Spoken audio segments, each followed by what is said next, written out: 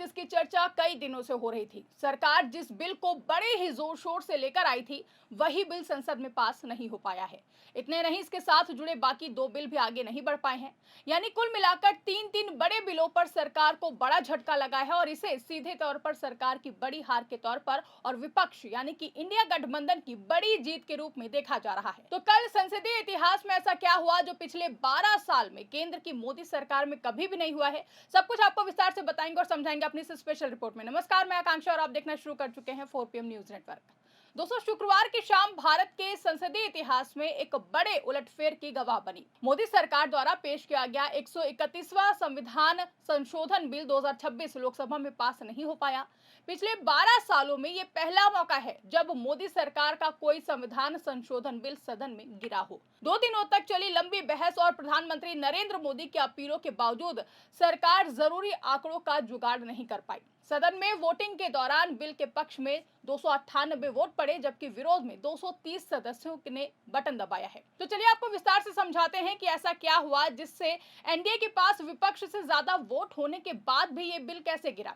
तो सबसे पहले बात करते हैं वोटिंग की। जब संसद में इस संविधान संशोधन बिल पर वोटिंग हुई तो शुरुआती आंकड़े कुछ ऐसे सामने आए, जिसमें सरकार यानी कि एनडीए के पक्ष में पड़े 298 वोट और विपक्ष यानी कि इंडिया गठबंधन के खिलाफ पड़े 230 वोट। अब आप सोच रहे होंगे कि 298 तो ज्यादा है, फिर बिल पास क्यों नहीं हुआ। यहीं पर पूरा खेल समझना बेहद ही जरूरी हो जाता है। देखिए, कोई भी नॉर्मल बिल पास करने के लिए सिर्फ साधारण बहुमत यानी कि 50% से ज्यादा वोट चाहिए होते हैं, लेकिन संविधान संशोधन बिल के लिए नियम अलग हैं। इसके लिए चाहिए होता है विशेष बहुमत, यानी कि 2 शर्तें होती हैं। कुल सदस्यों का बहुमत और जो सदस्य उपस्थित हैं और वोटिंग कर रहे हैं उनका कम से कम 2/3 समर्थन।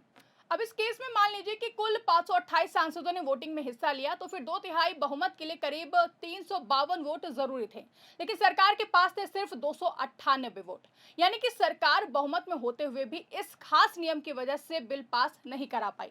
वहीं बाद में स्पीकर ओम बिरला ने फाइनल आंकड़े बताते हुए कहा कि बहुमत ना होने की वजह से ये बिल पास नहीं हो पाया है। आप भी सुनिए उनका ये पूरा बयान। इस प्रकार है, हाँ 298 298, ना 230 230। प्रस्ताव संविधान के अनुच्छेद 368 के उपबंधों के अनुसार सभा की कुल सदस्य संख्या के बहुमत द्वारा तथा सभा के उपस्थित और मत देने वाले सदस्यों के कम से कम 2/3 बहुमत द्वारा पारित नहीं हुआ। अब इस संविधान संशोधन पर विधेयक पर आगे की कार्रवाई करना संभव नहीं है। अतः संघ राज्य क्षेत्र विधि संशोधन विधेयक 2026 तथा परिसीमन विधेयक 2026 के संबंध में आगे की कार्रवाई पर निर्णय लेना है। तो जैसा कि आपने सुना कि विधेयक के समर्थन में 298 वोट और विरोध में 230 वोट बताए गए हैं, यानी कि कुल वोटिंग संख्या विधेयक पास कराने के लिए कम थी, इसलिए परिणाम नहीं बदला और सदन के पटल पर विशेष सत्र के तहत लाया गया महिला आरक्षण बिल लोकसभा में पास नहीं हो सका।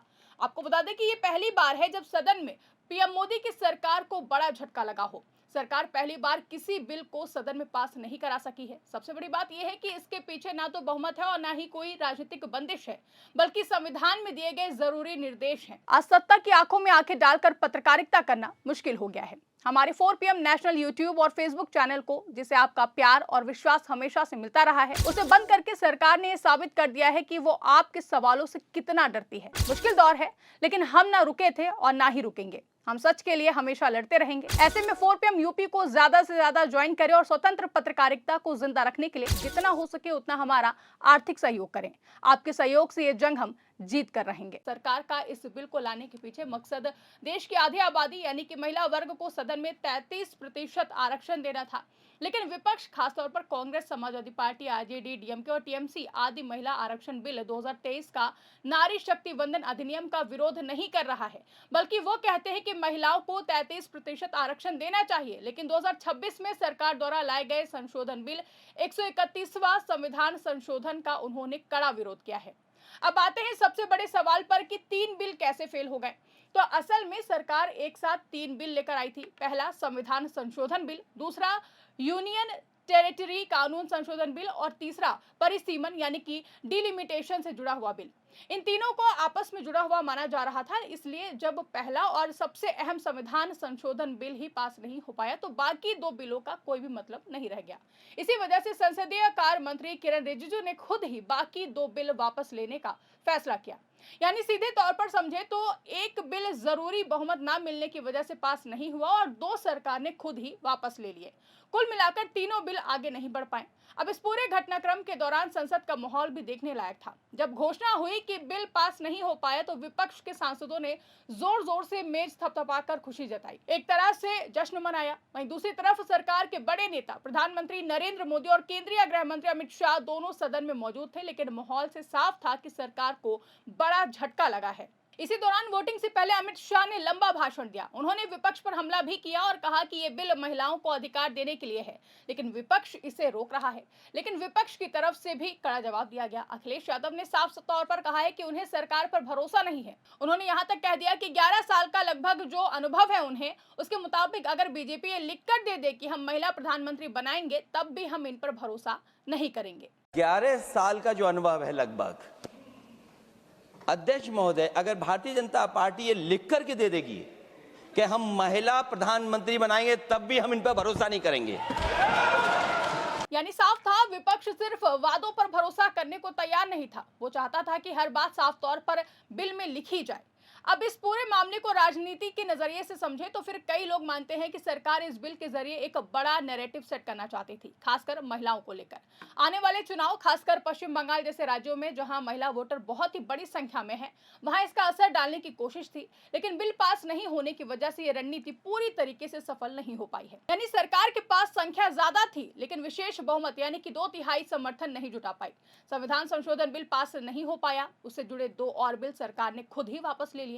कुल मिलाकर तीनों बिल आगे नहीं बढ़ पाए, जहां विपक्ष ने इसे अपनी बड़ी जीत के रूप में पेश किया और सरकार के लिए ये एक राजनीतिक झटका भी माना जा रहा है। तो दोस्तों, अगर एक लाइन में समझे तो संख्या होते हुए भी एनडीए जरूरी बहुमत नहीं जुटा पाया है और विपक्ष ने मौके का पूरा फायदा उठा लिया है।